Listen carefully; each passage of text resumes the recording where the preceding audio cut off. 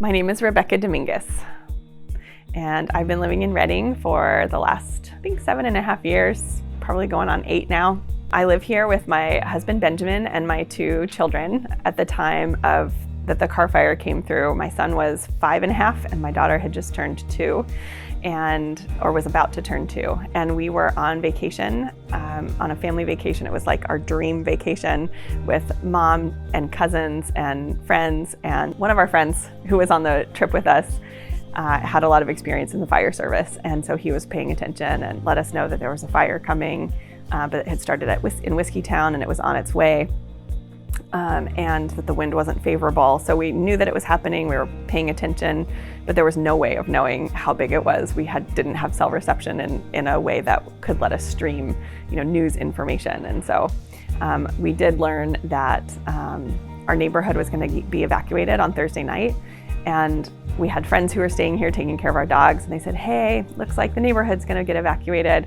What do you want us to take?" And we live in the interior of a neighborhood, so we thought to ourselves, let's make sure the dogs, we can't obviously leave the dogs behind. We'll bring the dogs and bring a couple of irreplaceable things, but otherwise, we don't have an emergency box. So we had our passports with us because we were traveling internationally, and we just decided to take the dogs and go. So our friends took the dogs and left, and the next morning our phones were blowing up with, the neighborhood's gone. It was terrible. It was a horrible night. So our house burned, and we found out the day that we were still on vacation, but it was at the end of vacation. We had a couple of days planned in Florida, so we went to be with my dad in Florida and were able to kind of process what had happened during that time, contacted our insurance company, got a couple of pictures from neighbors who were able to sneak in because the National Guard was blocking the way, and were able to confirm that it was indeed a complete loss. One of the most immediate needs is obviously housing. You can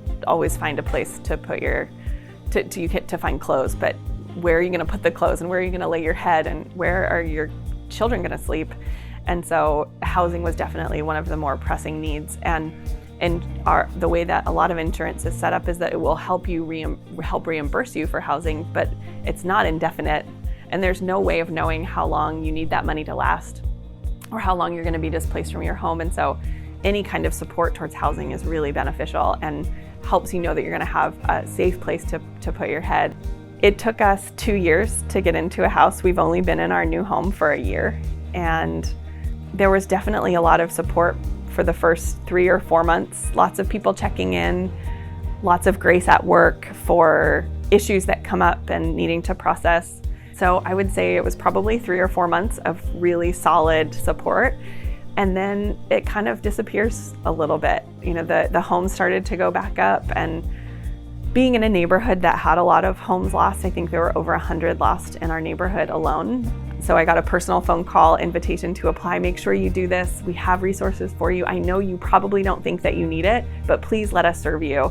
And so I filled out the grant application, got it in, and I think it was just within a couple of weeks we got a check. It was really straightforward, super easy. So it was that kind of blessing on top of whatever the insurance company had to offer. The United Way supplemented in a way that really allowed our family to expand and recover from a connection perspective. And so I found it really helpful for that reason.